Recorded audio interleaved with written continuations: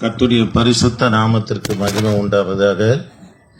இந்த கால வேளையில ஆராதனைக்கு வந்திருக்கிற உங்கள் யாவரையும் இயேசுவின் நாமத்தினால் அடியேன் வாழ்த்துகிறேன். அல்லேலூயா, அல்லேலூயா. சரி, தேவ பிள்ளைகளை நாம் தொடர்ந்து இயேசு கிறிஸ்து செய்த பயணித்த ஊழியங்களை குறித்து நாம் தியானித்துக் கொண்டு வருகிறோம். கடந்த நாட்களில் அவர் எருசலேமில் நிறைவேற்றின ஊழியங்களை குறித்து பார்த்தோம். இன்றைக்கு பெத்தானியாவில் கர்த்தர் செய்த ஊழியத்தை குறித்து பார்க்க போகிறோம். தேவ பிள்ளைகளை, பெத்தானியாவில் 5 ஊழியங்களை கர்த்தர் செய்திருக்கிறார். வருகிற நாட்களில் இந்த 5 ஊழியங்களை குறித்து பார்க்க போகிறோம். இன்றைக்கு மார்த்தாள், மரியாள், லாசரு வீட்டில் செய்த ஊழியத்தை குறித்து தான் நாம் தியானிக்க போகிறோம். அதற்கு முன்பதாக பெத்தானியாவை குறித்து உங்களுக்கு ஒரு சில காரியங்களை சொல்லும்படி அடியேன் விரும்புகிறேன். பெத்தானியா என்றால் அந்நிய வீடு என்று பொருளாக இருக்கிறது. பெத்தானியா என்ற பெயர்ல 2 இடங்கள் இருக்கிறது. ஒன்று, மார்க்கு சுவிசேஷ புத்தகம் 11ஆம் அதிகாரம் 1ஆம் வசனத்தை வாசிக்கலாமா? மார்க்கு சுவிசேஷ புத்தகம் 11ஆம் அதிகாரம் 1ஆம் வசனம். அவர்கள் எருசலேமுக்கு சமீபமாய் சேர்ந்து ஒலிவ மலைக்கு அருகான, சரி, இங்க கவனிக்கலாம் தேவ பிள்ளைகளை. பெத்தானியா என்ற பெயர்ல வேதாகமத்தில் புதிய ஏற்பாட்டில் 2 இடங்கள் இருக்கிறது. ஒன்று, யோர்தான் நதி கரையில அமைந்திருக்கிற பெத்தானியா. இதுக்கு மறுபெயர் பெத்பாரா என்று கொடுக்கப்பட்டிருக்கிறது.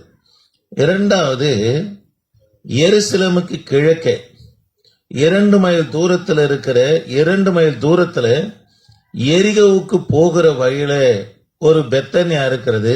இந்த பெத்தானியா தான் மார்த்தாள், மரியாள், லாசருவுக்கு சொந்த ஊராக காணப்பட்டது. தேவ பிள்ளைகளே, நீங்க மத்தேயு சுவிசேஷ புத்தகம் 26ஆம் அதிகாரம் 6 13 வரைக்கும் வாசித்து பார்த்தீங்கன்னா, மத்தேயு சுவிசேஷ புத்தகம் 26 6 13 வரைக்கும் நீங்க வாசித்து பார்ப்போம்னா, குஷ்டரோகியா இருந்த சீமோன் என்று கொடுக்கப்பட்டிருக்கிறது. கவனிக்கலாம். இந்த மார்த்தாள், மரியாள், லாசரு இவங்க பெத்தானியாவில் எங்க இருந்தாங்கன்னா ஒதுக்குப்புறமாய் காணப்பட்டாங்க. காரணம் என்னன்னா, இவங்க தகப்பனார் ஒரு குஷ்டரோகி, பெயர் சீமோன். இவருக்கு இந்த குஷ்டரோகம் வந்ததே பாவத்தின் வாயிலாக தான். விபச்சாரம், வேசித்தனத்தின் நிமித்தம் தான் இவருக்கு குஷ்டரோகம் வந்தது. குஷ்டரோகம் வந்ததுனால இவர் மரித்து போனாரு.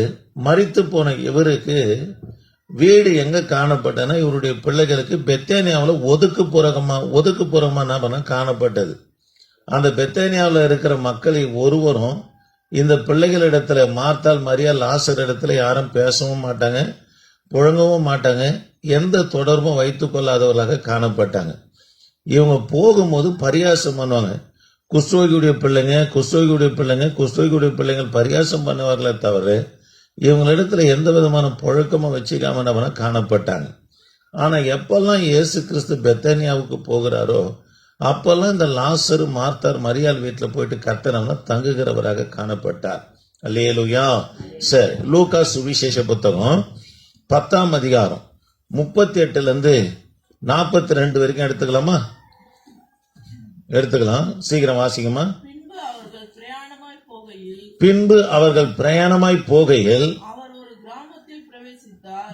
அங்கே மார்த்தாள் என்னும் பெயர் கொண்ட ஒரு ஸ்திரீ அவரை தன் வீட்டிலே ஏற்றுக்கொண்டார். சரி, கவனிக்கலாம். இயேசு கிறிஸ்து பெத்தானியாவுக்கு போன உடனே யாரு இயேசு கிறிஸ்து முதலாவது தன் வீட்டுக்கு தன்னை இயேசு கிறிஸ்துவை ஏற்றுக்கொண்டதுன்னா இந்த மார்த்தாள் தான் ஏற்றுக்கொள்றாங்க.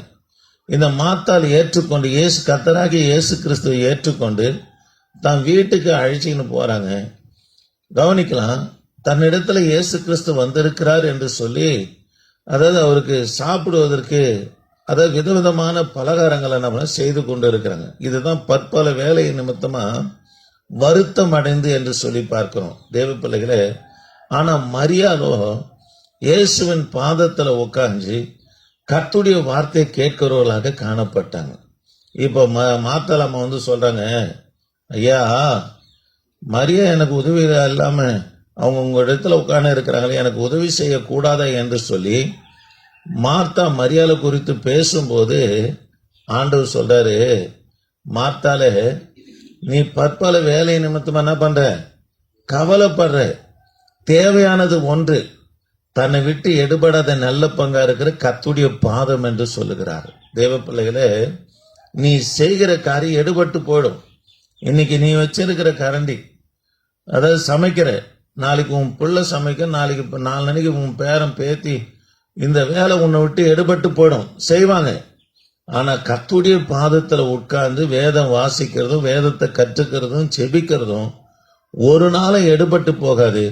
அது இங்கேயும் பலன் இருக்குது, மறுமையிலும் பலன் இருக்கிறது என்று சொல்லி மார்த்தால கர்த்தர் அவனை திருத்துகிறது என்ன பண்ண இந்த இடத்துல பார்க்கிறோம். அல்லேலூயா. கவனிக்கலாம், மரியாதை குறித்து வேதத்துல 3 இடங்கள்ல சொல்லப்பட்டிருக்குது. இந்த மார்த்தாளுடைய சகோதரி மரியாதை குறித்து 3 இடத்துல சொல்லப்பட்டிருக்கிற 3 இடத்திலும் கர்த்தருடைய பாதத்துல தான் இருந்தார்கள் என்று சொல்லப்பட்டிருக்கிறது. கவனிக்கலாம், லூக்கா சுவிசேஷ புத்தகம் 10ஆம் அதிகாரம் 38 42 வரைக்கும் வாசித்து பார்ப்போம்னா இந்த மரியா கர்த்தருடைய பாதத்துல இருந்தார்கள் என்று சொல்லப்படுகிறது.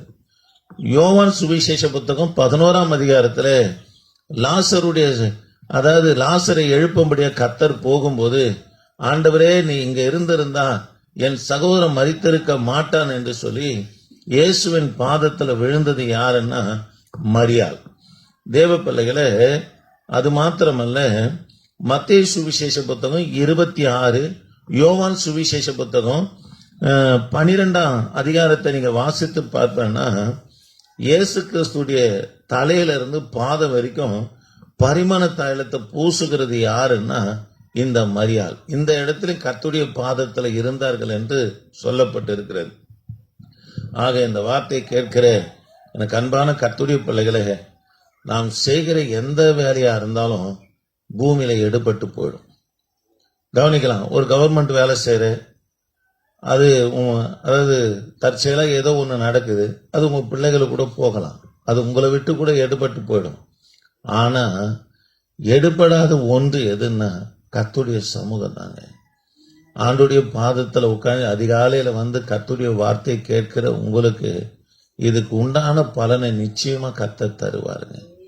நம்ம தேவ பாதத்துல உட்காருகிற காரியங்களை கர்த்தருடைய பிள்ளைங்க நம்ம செய்கிறவர்களாக காணப்பட வேண்டும். ஆமென்.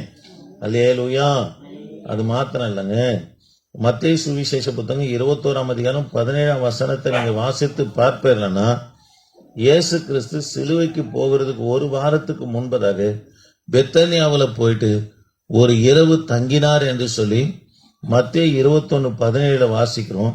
மத்தேயு 26:6-13, மத்தேயு 26:6-13 நம்ம வாசித்து பார்ப்போம்னா, குஷ்டரோகியா இருந்த சீமோனுடைய வீட்டுக்கு இயேசு கிறிஸ்து போன பிற்பாடு இந்த மரியா பாருங்க பரிமள தைலத்தை, விலையேற பெற்ற பரிமள தைலத்தை கொண்டு வந்து இயேசுவின் பாதத்துல பூசினாள் என்று சொல்லி பார்க்கிறோம். அல்லேலூயா. ஆக எனக்கு அன்பான கர்த்தருடைய பிள்ளைகளே, இந்த வருகிற நாட்களில் பெத்தானியாவில் கர்த்தர் என்னென்ன ஊழியங்களை நிறைவேற்றினார் என்று பார்க்க போகிறோம். 5 விதமான ஊழியத்தை இயேசு கிறிஸ்து இந்த பெத்தானியாவில் நிறைவேற்றினார். ஆக இந்த கால வேளையில வந்திருக்கிற நம்ம யாருடைய பாதத்துல உட்காரணும்? கர்த்தருடைய பாதத்துல உட்காரணுங்க. கர்த்தருடைய பாதத்துல உட்காரணும். ஒரு மனுஷுடைய பாதத்திலேயோ இல்லை பொருளாதாரத்துடைய பாதத்திலேயோ உட்காரக்கூடாது. கர்த்தருடைய பாதத்துல உட்கார்ந்து, ஏசாயா கூட சொல்றார், நான் காலையில எழுந்து கற்றுக்கொள்ளுகிறவனை போல அவருடைய பாதத்துல நான் உட்காருகிறேன் என்று சொல்லுகிறார். அதனால கர்த்தருடைய பாதத்துல உட்கார்ந்து வேதத்தை கத்துக்கிறது, வேதத்தை படிக்கிறது, ஜெபம் பண்றது, இதுக்கு உண்டான ஆசீர்வாதத்தை நிச்சயமா தேவனாகிய கர்த்தர் தருவாருங்க. அல்லேலூயா, அல்லேலூயா.